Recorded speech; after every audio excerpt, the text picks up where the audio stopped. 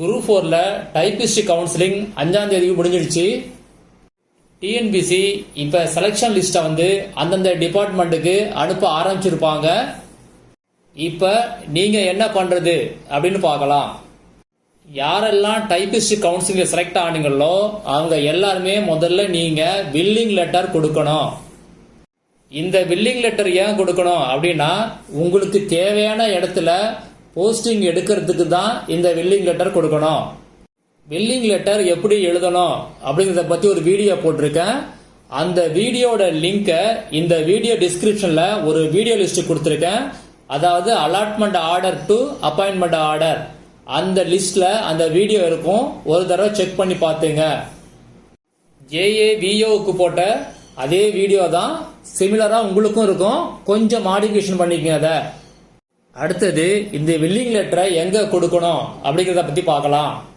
District post எடுத்திருந்தீங்க அப்படின்னா உங்க டிபார்ட்மெண்டோட head maximum district collector ஆபீஸ்ல தான் இருக்கும்.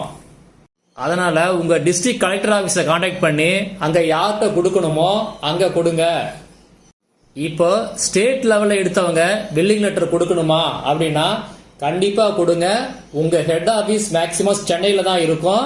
அதனால சென்னைக்கு வந்து நீங்க இந்த ஹெட் ஆபீஸ்ல அந்த வில்லிங் லெட்டரை கொடுங்க. உங்களுக்கு எந்த டிஸ்ட்ரிக்ட் வேணும் அப்படின்னு சொல்லி உங்க சென்னையில் உள்ள ஹெட் ஆபீஸ்ல கொடுத்தீங்கன்னா அவங்க அந்த டிஸ்ட்ரிக்ட்க்கு அதை அனுப்புவாங்க.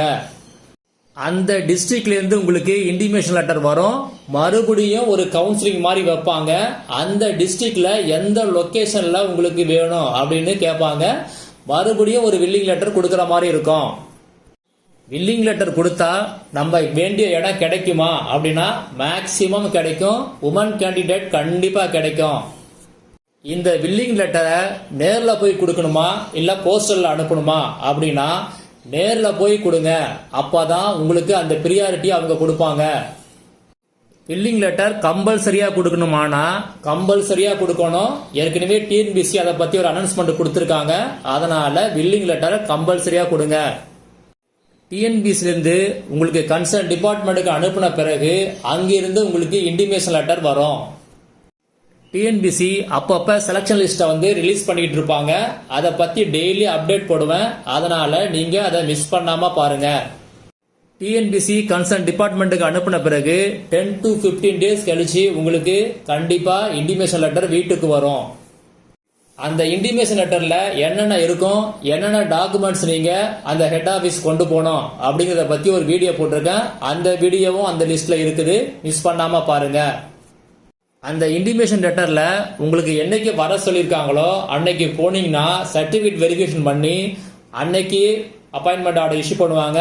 இல்ல உங்களுக்கு டைம் கொடுத்து போஸ்டல்ல வீட்டுக்கு அப்பாயின்மெண்ட் ஆர்டர் அனுப்புவாங்க. இது வந்து ஒவ்வொரு டிபார்ட்மெண்ட்டுக்கும் மாறும், எல்லாருக்கும் ஒரே மாதிரி இருக்காது. ஃபர்தர் அப்டேட்டுக்கு அடுத்த வீடியோவை மிஸ் பண்ணாம பாருங்க. உங்களுக்கு ஃபர்தரா டவுட் இருந்து என் கூட பேசணும் அப்படின்னா ஸ்கிரீன்ல தெரியுற வாட்ஸ்அப் நம்பருக்கு நீங்க கான்டாக்ட் பண்ணலாம். டைரக்டா என் கூட பேசலாம். ஆனா அதுக்கு வந்து ஃபீஸ் வந்து மினிமம் 25 ரூபாய். நீங்க அப்பாயின்மெண்ட் ஆர்டர் வாங்குற வரைக்கும் என் கூட கான்டாக்ட் இருக்கிறதா இருந்தா இந்த ஃபீஸை பே பண்ணிட்டு அதை இந்த வாட்ஸ்அப் நம்பருக்கு ஷேர் பண்ணுங்க. வீடியோ டிஸ்கிரிப்ஷன்ல இந்த ஜிபே லிங்க் இருக்கு.